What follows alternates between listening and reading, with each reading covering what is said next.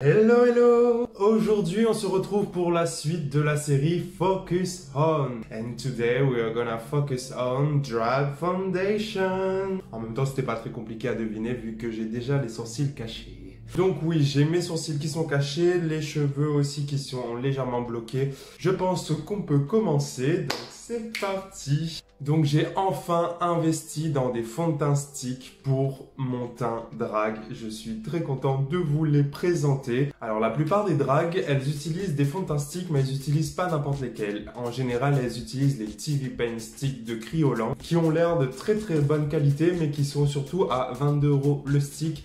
Donc je n'ai pas forcément les moyens d'investir dans des sticks Kryolan tout de suite, tout simplement parce que j'ai d'autres choses à acheter pour le drag. Donc j'ai trouvé d'autres alternatives que je vais vous présenter maintenant. Je vais vous présenter les sticks au fur et à mesure que je fais mon teint, ce sera plus simple. Donc j'ai déjà mis une crème hydratante et de la base sur mon visage au fait. Je vais commencer par la couleur de mon teint, voilà ma couleur de fond on va dire. Je vais utiliser le Sephora Stick Matte Perfection en teinte 30 du coup en sable. Celui-ci c'est un cadeau qu'on m'a fait pour Noël et je suis très content de ce stick parce que du coup on est sur un stick mat. Le fait d'avoir un stick mat c'est plutôt pas mal parce qu'en fait on va utiliser pas mal de couches et notamment des couches grasses. Et du coup d'avoir une base mat, moi j'aime beaucoup. On est sur un stick à 14 € je crois. Ensuite avec un blender, on va venir blender tout ça. On est sur quand même une bonne couvrance, hein, mais on n'est pas sur un full coverage comme les TV Paint Stick. Mais je trouve que c'est plutôt pas mal, sachant qu'en plus on va rajouter d'autres couches de fond de teint par la suite. Donc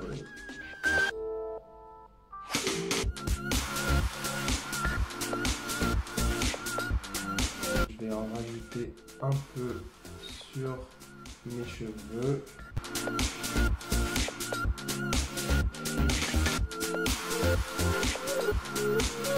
Voilà, le teint est bien unifié, on paraît mauve. Donc on va continuer avec l'highlight et pour illuminer mon visage, j'utilise les sticks infaillibles de chez L'Oréal. Voilà, j'utilise la teinte sans ivoire pour éclairer mon visage. Je ne sais pas si vous voyez déjà la différence de couvrance. Et on a aussi une différence de texture, on est vraiment sur quelque chose de beaucoup plus gras que celui de chez Sephora. Et donc du coup, de mélanger les deux, c'est vraiment plutôt pas mal. On n'est pas sur un teint trop mat, mais on ne va pas être sur un teint trop gras non plus. Moi j'aime bien l'association des deux finalement.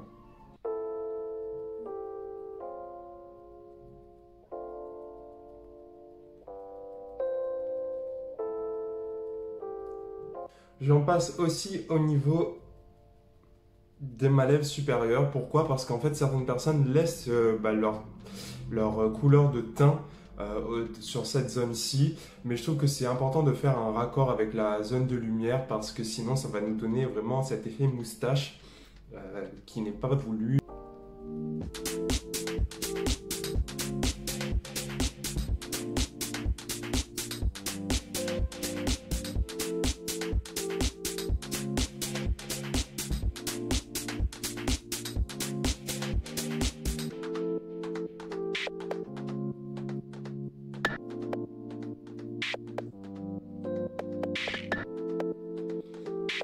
Et le secret vraiment c'est de blender. Parce que c'est vrai que dans un maquillage drag, pour le teint, on a envie que le teint soit très harmonieux mais très nuancé. Donc voilà, j'utilise 3 couleurs différentes.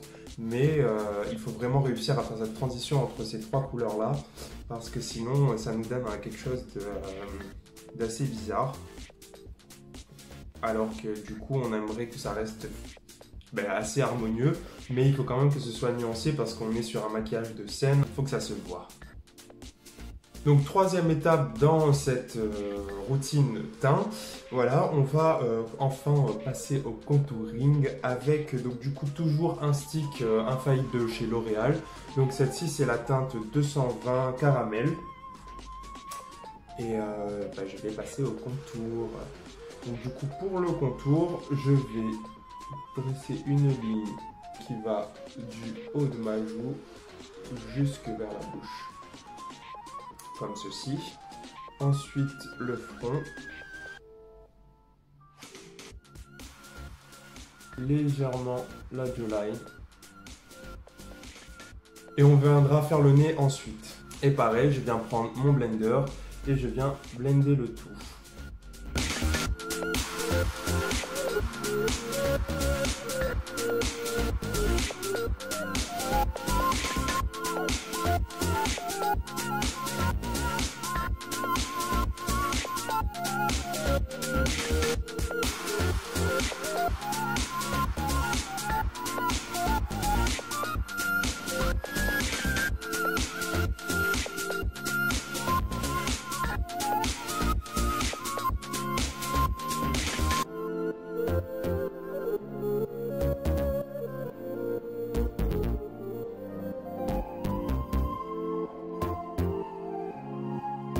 Et je vais passer au nez. Donc pour le nez, je vais utiliser un petit pinceau biseauté, voilà, comme celui-ci. Et mon stick contour.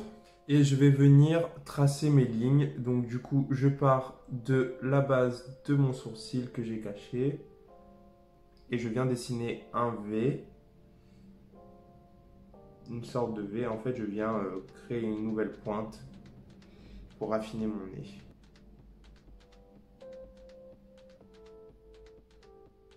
Voilà, et une fois que j'ai ça, je viens estomper sur les bords.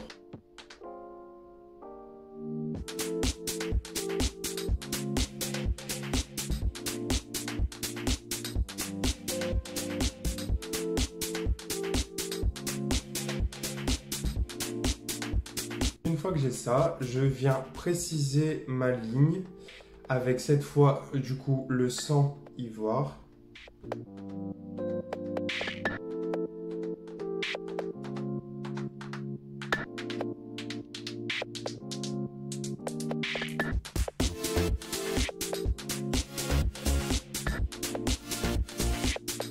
Et pour finir le tout, on vient reblender sur les côtés pour qu'il n'y ait pas une grosse démarcation.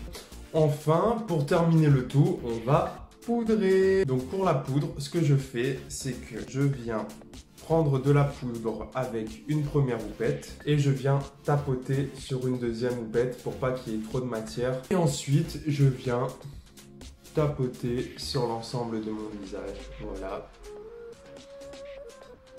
Le fait d'utiliser deux houpettes comme ça me permet d'avoir de la matière sur l'ensemble de mon visage sans en mettre trop d'un coup.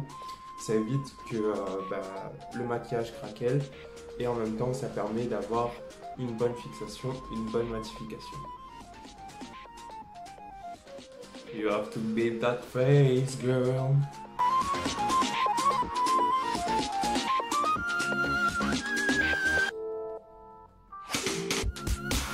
Voilà, et une fois que ça c'est fait, on va venir préciser les zones de lumière avec un peu de baking. Ça va nous permettre de nettoyer déjà du coup les zones à éclairer, mais ça va aussi permettre d'éviter un peu ce flashback lumière.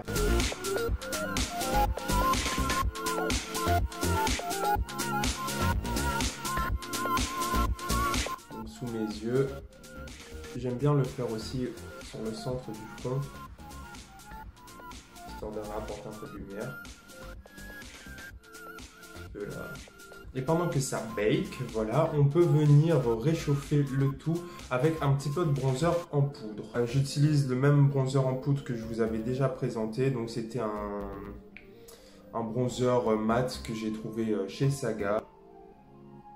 Donc voilà, juste au-dessus de là où j'ai posé le baking.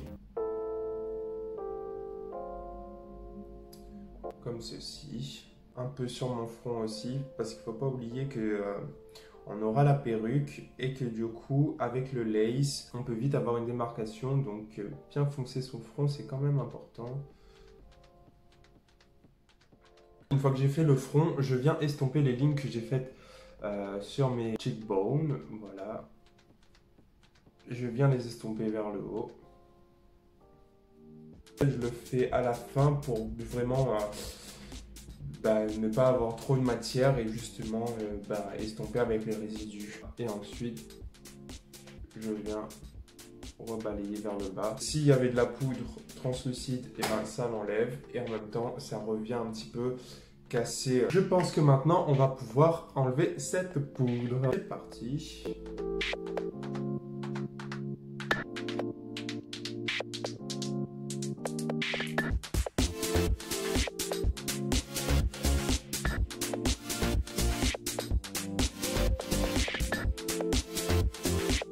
Et voilà, on a un teint harmonieux et quand même plutôt bien nuancé. Moi, je trouve que c'est plutôt pas mal. Après, bien sûr, on va venir encore renuancer tout ça avec le blush, l'highlighter, histoire de rendre ce visage, ce teint un peu plus vivant. Mais c'est une bonne base pour commencer un maquillage drag. Voilà comment je réalise un peu mon teint en quelques étapes avec des fonds de teint stick qui finalement ne sont pas si excessifs que ça et plutôt de bonne qualité. J'ai été agréablement surpris voilà, de la couvrance des sticks infaillibles de L'Oréal. J'aime beaucoup ces sticks là et ils sont à une dizaine d'euros, même pas je crois. Donc voilà, c'est quand même une bonne affaire. Je voulais vous montrer un peu comment je fais mon teint drag parce que c'est vrai que souvent je l'élude aussi dans mes tutos. Et voilà, comme ça vous aurez une vidéo dédiée à cela. La série Focus On n'est pas terminée, donc je reviendrai bientôt avec d'autres vidéos pour vous montrer d'autres étapes de mes make-up. En attendant, si tu as kiffé la vidéo, lâche un petit pouce bleu. N'hésite pas à t'abonner et à activer la cloche des notifications pour ne pas manquer les autres vidéos. Mais aussi à t'abonner à mes réseaux sociaux pour ne pas manquer mes autres actus. Instagram, TikTok, Norma Belle Off. Je te le mets en description. On se retrouve très vite et moi je te fais de gros bisous. À la prochaine!